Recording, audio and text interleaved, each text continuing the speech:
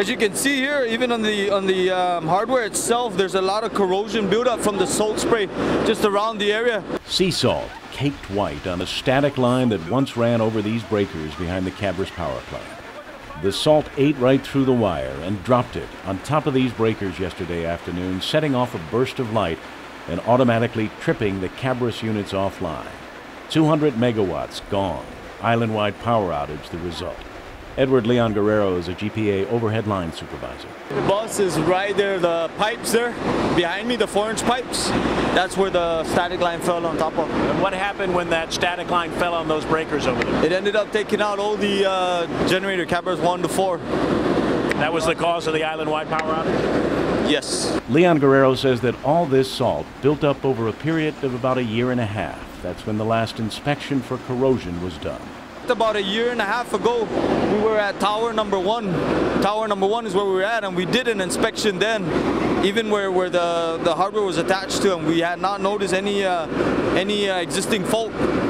As you can see right here, where this is where the buildup was, and it ended up taking the other line out. So just within 1 year, that much built up? About a year and a half we did the inspection. I don't know how long it was since this thing started. The corrosive power of salt to eat through high-tension wires is a constant struggle for GPA. Spokesman Art Perez acknowledged that a more aggressive maintenance schedule is in order.